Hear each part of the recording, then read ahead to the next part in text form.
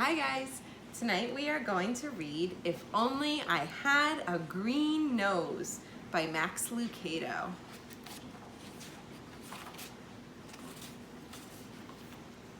Lucia and Punchinello looked out the window of Eli's workshop. Like other Wemmicks, they were wooden people. But unlike other Wemmicks, they weren't standing in line in the village below. "Look at them all," Punchinello exclaimed. "I don't understand it," Lucia wondered.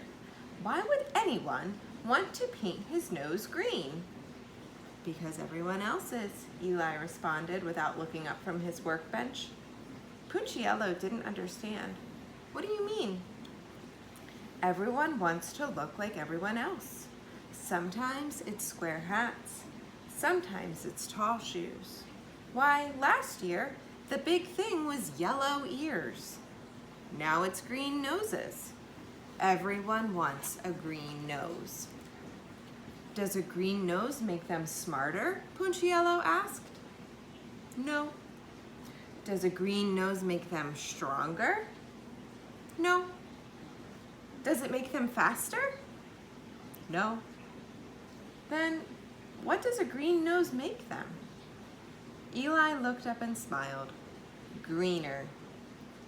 But his smile left as he looked out the window at the long line of Wemmicks. "They think they'll be happier if they look like everyone else, but I made them different on purpose. Freckles, long noses, bright eyes, dark eyes, these were my ideas. Now they all want to look the same." "Not me," said Lucia. "I'm happy just the way you made me." "Me too," said Punchinello. "I don't need a green nose to feel special." Then he paused and looked at the village. "But I would like to see how a green nose looks up close. Want to go?" Eli smiled as the two stood to leave. "Just remember, I made you different on purpose," he told them. From street level, the line looked even longer and noses even greener. Lucia and Punchinello worked their way to the front of the crowd and watched as one Wemmick after another stepped into the nose coloring store and came out painted. "It's the latest thing," barked a Wemmick on the sidewalk. "Don't be the only Wemmick with a plain nose." "Who is that?" asked Punchinello. Lucia shrugged. "I don't know." "Why, that's Willie with it," volunteered a Wemmick from behind them. "Does he run the nose painting store?"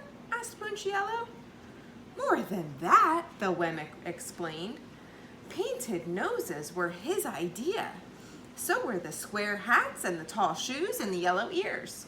New things are his thing. He decides what's with it. Isn't he the best?" Lucia and Punchinello took a good look at this tall Wemmick with the deep voice, big smile, tall hat, and green bow tie that matched his oh-so-great green nose. Both were thinking the same question. Lucia asked it. Who made him the new thing picker? The Wemmick looked puzzled, like he'd never been asked that question. "Well, I don't know. He always has." Then his eyes brightened. "Wait, look! Here comes a new nose." "Ooh," said the Wemmicks. "Ah," admired some of the others. The just painted Wemmick didn't stop to speak. He just kept his nose in the air and walked past. All the green-nosed Wemmicks did this. After all, how could your nose be seen if it wasn't in the air? Walking around high-nosed, however, was risky. Wemmicks walked into walls, doors, even each other. Lucia and Punchinello had to be very careful. One Wemmick took up the whole street. Step back," he announced. It was the mayor. "Make way, every Wemmick. My wife is coming in for a touch-up." With one hand, he waved back to the citizens. With the other, he guided her through the crowd. "Horrible, just horrible," she cried, covering her nose with both hands. "I chipped some paint when I bumped into a tree. Now the real me is showing. Horrible, just horrible." As the crowd passed, Lucia shook her head. "Such a fuss over a green nose." "Yeah," agreed Punchinello. You'll never catch me in the nose coloring store. Oh, Punch, I was hoping you'd go. Punchinello recognized the voice immediately. Twiggy? He turned and looked at the wide-eyed, sweet-smiling Wemmick. His ears began to turn red.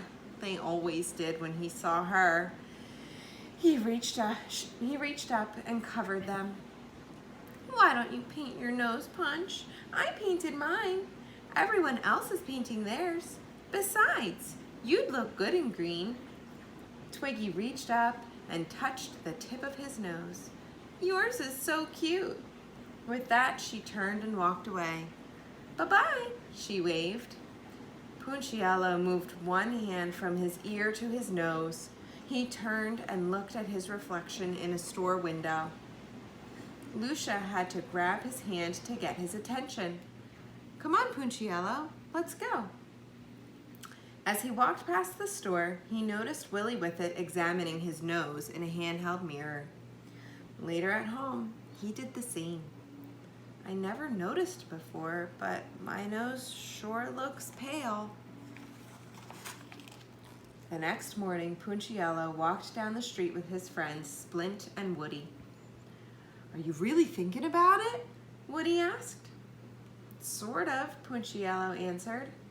They say the paint stings your nose, Woody volunteered. And it stinks, Splint said. The brush could get in your eyes, Woody continued. And it only comes off with sandpaper, Splint nodded. Shh!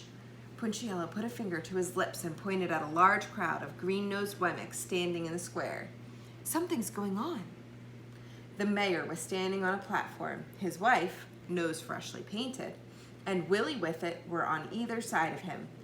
Welcome, one and all, to the first meeting of the Nosy Wemmicks Club, he announced. Your glistening green sets you apart as a Whiffet Wemmick. As if on cue, Wemmicks began stroking their noses. You are classy. You are keen. You are awesome. You are green. Proud of his poetry, the mayor smiled and the Wemmicks applauded. We owe it all to Willie Whiffet, he shouted over the noise, the pioneer of the painted snout. Everyone applauded even louder. People love me because of you, one shouted. I have more friends, cried another. With a green nose, I am a better Wemmick, exclaimed a third. The mayor hung a medal around the neck of Willie Whiffet. You have changed the face of Wemmicksville. We salute your brilliance. Without you, we'd all look like... The mayor paused, looking for the right word. Then he saw Punchinello and his friends. Pointing in their direction, he declared with a scornful laugh, Them! Everyone else laughed too. Punchinello and his friends lowered their heads and covered their noses. Let's hear it for Willie Whiffet, shouted the mayor, the Wemmick who discovered the cure for the common nose. As the townspeople shouted and applauded, Woody, Splint, and Punchinello quickly turned and walked away. They didn't stop until they stood in front of the nose coloring shop. Within a matter of minutes, all three were painted and walking down Wemmick Lane. Hey, Punchinello, asked Splint, pushing his nose upward. Am I doing it right? Punchinello didn't look. I can't see you, Splint. If I turn, my nose won't be in the air. Whew, this is tough work, Woody added. Not only do you have to get painted, but you have to walk weird. Yeah, but doesn't it feel great to be with it? Punchinello asked. And for a few days, it did. They hung out with other green noses and made weekly visits to the nosicurist for a nose polish. They bought nose gloves for cold days and nosebrellas for rainy ones. All three read Willie Whiffet's new book, Winner by a Nose. Most of all, they enjoyed looking down their noses at unpainted Wemmicks. One day, when they were feeling especially smug, Splint said to Punchinello, I just can't imagine who wouldn't have a green nose. Punchinello agreed. Anyone without a green nose is so what? A voice interrupted. It was Lucia. Punchinello was embarrassed. I haven't seen you in a while, he said. You haven't seen anyone in a long time, she replied, except yourself. He started to speak, but didn't. He was bothered by what she said. And he was even more bothered by what he saw. He saw it the next morning as the three were walking into Wemmicksville. Standing on the other side of the road was a Wemmick with a red nose. He needs to get with it, they said to each other. But then they saw another Wemmick, also with a red nose. Then a third and a fourth. By the time they were in the village, they were surrounded by red-nosed Wemmicks. And those whose noses weren't red were in line to have them painted. Step right up, shouted Willie Whiffet from the steps of the store. Green noses are out and red noses are in. But we just got our noses painted green, they told him. No problem, he replied. Our red will cover the green. Step right up and get in style. The three friends looked at each other sadly. We thought we were in style, Woody moaned. What could they do but stand in line and have their noses painted red? For a few days, they fitted in, until one morning, they saw a blue-nosed Wemmick. Oh no, they said to each other, not again. So they changed colors. But it was only a short time until blue noses were out and pink noses were in. Then pink was out and yellow was in. Then yellow was out and orange was in. Soon, Punchinello and his buddies had so many layers of paint on their noses that they couldn't remember what they really looked like. This has to be the final color, they said the day they walked out with orange noses. But once again, they were wrong. I'm so tired of this, Woody moaned when he saw a purple painted Wemmick. I wish my nose was common again. The three sat on a rock and hung their heads. Me too, agreed Punchinello. I should have listened to Eli. You think he would help us? Why don't you ask him? All three turned at the sound of the familiar voice. Lucia, they said. He asks about you every day, she told them. Is he mad? Punchinello asked, or wondered. Sad, but not mad. Punchinello looked up toward Eli's house on the hill. He told me to tell you to come, Lucia spoke again. Could I take my friends? Of course. Would you go with me? Certainly.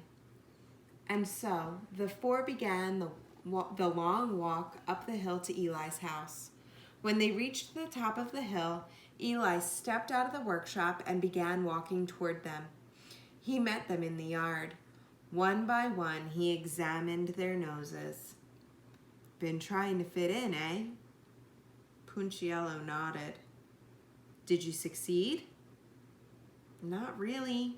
Every time we got close, someone changed the rules. That's the way it is. And my neck hurt from sticking my nose in the air, Woody added. You weren't built to walk that way.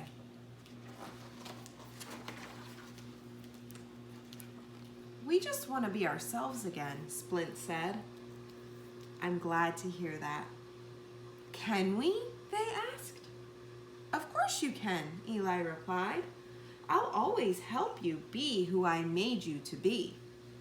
Then he reached in his pocket and pulled out a piece of sandpaper. But it's going to take some time. And so Punchinello and his friends followed their maker into his workshop, where he spent the rest of the day removing the paint. It hurt to be sanded, but it was worth it to be normal again. And that's the end. All right.